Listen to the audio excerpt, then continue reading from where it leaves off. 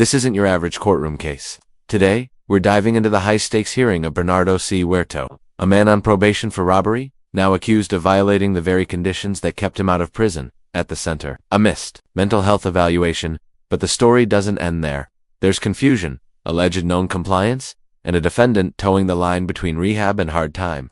What happens when a judge who's heard every excuse is pushed one excuse too far? Stick around. The gavel comes down hard in this one. All right, so here's the thing. When you're brought over, and mind you, I'm not taking anything as true. I'm just putting you on notice. Yes, ma'am. One, you can't be taking pens. No, ma'am. All right. Number two, you can't be destroying stuff over there. Yes, ma'am. You understand? Yes, ma'am. So when you're brought over, you just need to sit in your seat.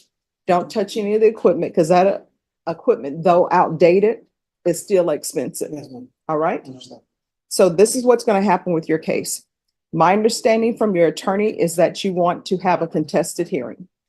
So what will end up happening is the witness that they're going to call, because both parties have told me there's only one allegation in the motion. And that allegation in the motion is that you did not participate in an evaluation. Yes, ma'am. So somebody's going to be brought over to testify, and they're either going to say you participated in an evaluation, or either they're going to say you didn't. Yes, ma'am. All right. Let's break it down. This isn't a case of new criminal charges. It's about whether the defendant did or didn't comply with a court-ordered evaluation. The entire hearing will hinge on a single witness from the Center for Healthcare Services. That person's testimony could mean the difference between continued probation or revocation and prison. And here's the kicker. Both parties already agree it all centers on one missed evaluation. But is this truly a misunderstanding or a deliberate dodge? Let us know what you think in the comments. Is this justice, ... or just red tape? Right? Yes, ma'am. The only thing was I saw two different people for that. That's why I didn't know. The first one I saw, it was for the same evaluation. All right. So here's the thing. What you believe the facts of your case to be, Yes, ma'am. your attorney may not want you to No, I discuss them understand. with me. So what I can tell you is, according to the allegations in the motion, they are saying, and I don't take any of it as true because they'll present witnesses. They're saying that you didn't participate in the mental health initiative evaluation in custody. That's it. Yes, ma'am. That's what they're saying you didn't do. So they're going to bring in a witness, and that witness is either going to say you participated in it or you didn't. Yes, ma'am. That's where we are. So your attorney tells me that you want somebody to be brought in to testify whether you participated in it or not. Yes. All right. So that's what we'll do. And that person is going to be by Zoom. It's going to be somebody, both parties have told the court, it's going to be somebody with Center for Healthcare Services. So that person who is alleged to have went to try to interview you is going to come and testify by Zoom. And either they're going to say, oh yeah, I recognize him. He participated in the interview, or either they're going to say, yeah, I recognize him and he wouldn't participate. That's where we are. So we will come back. We're going to come back in June.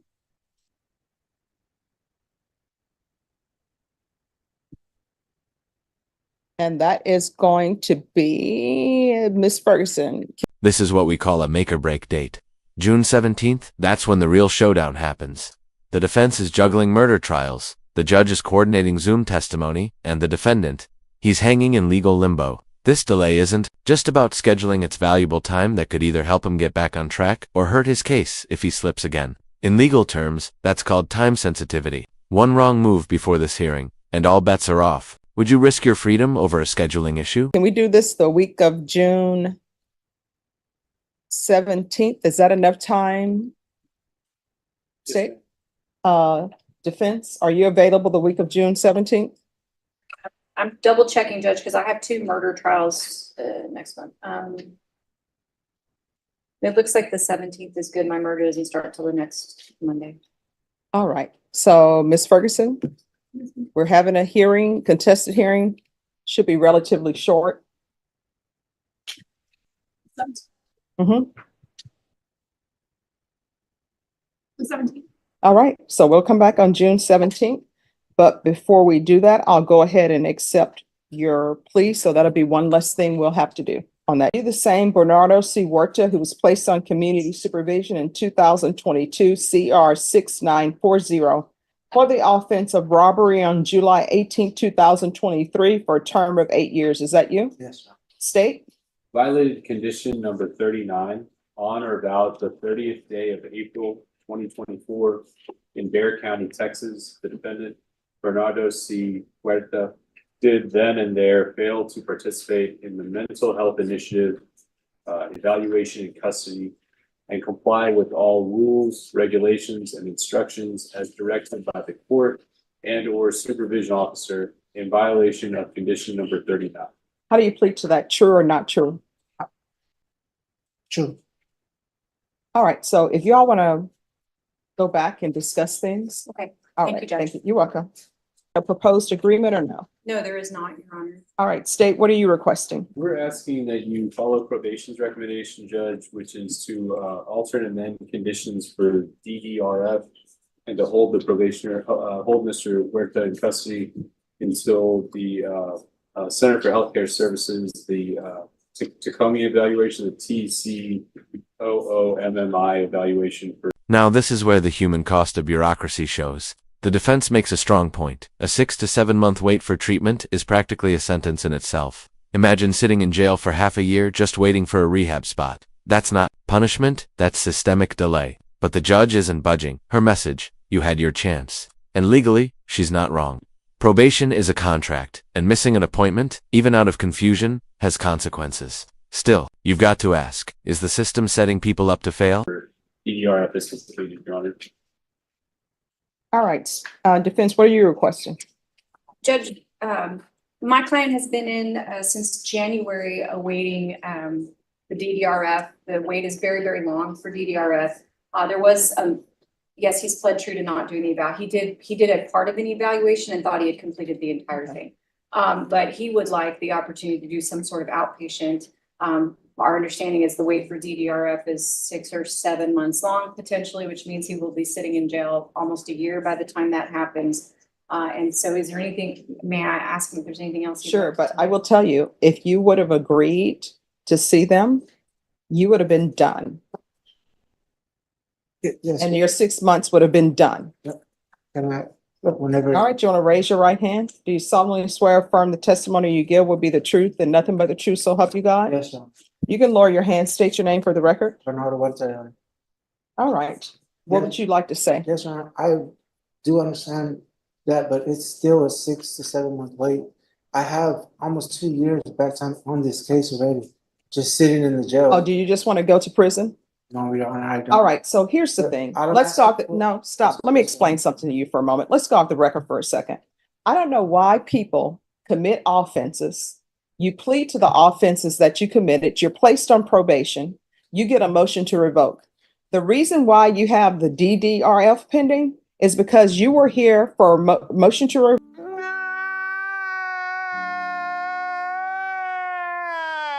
revoke a violation of condition number 4.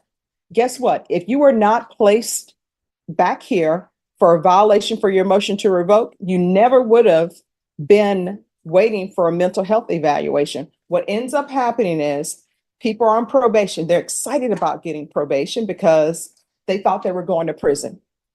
And people will stand before me and you know what they will say? Yes. I can be on probation for life. I'm pulling my life together. You can ask me to report every day. I'll do it. I already know that's not going to happen. It's sort of like when people say, I'm 1,000% sure that I'm clean. You know what that usually means? They're dirty. Anything anybody says that's beyond 100%, it's usually not true. Yes.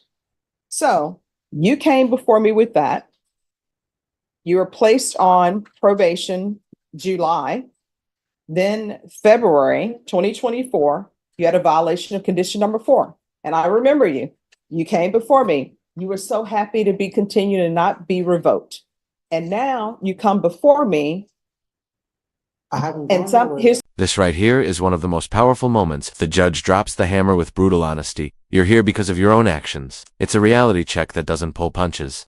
She's seen the cycle, people thrilled to avoid prison, only to fall back into non-compliance, and she calls it out. The over-promising, the fake certainty, the sudden amnesia. Her message, probation isn't a gift, it's a deal. And if you break it, you don't just go back to square one, you go to the back of the line. Harsh truth, but necessary. Here's the thing though. I haven't got out of jail. I've Here's been the- in here's jail the this whole thing. time. Here's the thing. But the reason why you're in jail is because of your actions. Yes, Your Honor, and I understand And that. people will come before me, and let me just tell you what happens. Some people will come before me and they'll say, I don't belong to a gang. I don't do drugs. Or I pay child support. And I always ask people when they would say, I pay child support. What, you want a cookie? That's something you're supposed to do. Like, you're not supposed to be before me on motions to revoke because you're supposed to be doing what you're supposed to be doing. And whenever I give people conditions, or whenever probation recommends conditions for them, they want to write their own program. If you could write your own program, guess what? I wouldn't have a job, defense attorneys wouldn't have a job, the state wouldn't have a job. It would be great. But you can't appear before the court and then decide that you're writing your own program and you deciding that you're not going to follow through and speak to the person. If you would have spoke to that person in April, your 6 months would have been done. You would have been either in DDRF or not. They would have transferred you. But you know what? You've been pushed back. You know why you've been pushed back? Because you did not want to do the other interview because you're like, I'm done. And I always tell people when you're on paper, and that's what this is a contract, you're on paper. Even if somebody tells you, we're coming here for an interview, and even if you've thought you've already done the interview, doesn't hurt you to go ahead and do the interview, then you can come to court and say, they came to me for an interview for a third time and I had already done the interview. Then we can discuss that. But when you don't follow through on what you're supposed to do, guess what ends up happening? Everything falls and you get placed at the end of the line because guess what? There's somebody there who's on probation who had to be interviewed for mental health and DDRF. And guess what? They took your spot. That's where we are. That's the only thing. I'm just seeing a lot of people coming back a lot of time waiting for it. Yeah. I mean, I make rulings and there's a reason why these rulings are made. Right? And then you're also on, I believe you're on gang supervision as well. I'm not sure. Is he on gang supervision? Sorry about that. Well, were you a previous gang member? I used to be, yes. All right, so he was on gang supervision. So I have somebody standing before me who is on gang supervision. You know, you're given probation, the state recommended community supervision. And then you're over here pulling stuff off or trying to pull stuff off. That's why you have the DDRF. Gang supervision, that changes everything. This isn't just a probationer with a clean record. The moment gang affiliation enters the file, every violation becomes more serious in the court's eyes. And let's be clear, the court isn't here to debate identity, it's about risk mitigation. If you're under gang supervision, the legal leash is tighter, the stakes higher, and the tolerance for mistakes practically zero. What seemed like a missed interview earlier now looks a lot more reckless. Would you trust this defendant with another chance? Now, if you don't want to wait for DDRF, Nice. I can revoke you. You guys can talk over what time you want, and I'll do what I will with regards to time. And guess what? You'll go to prison, you'll do your time, you'll get out. Either you're going to act right and follow the rules and conditions of society, which don't pick up any new offenses, take care of your children, stay on the straight and narrow. If you don't, you'll probably end up being a habitual, and your minimum when you come back will be probably 25, or maybe it'll be as a repeater in which case your minimum will be 15, depending on the charges. So if you want to discuss with the state and your attorney about doing your time, then you can do your time. And legally, I have to give you credit for any time that you've been in custody towards your time.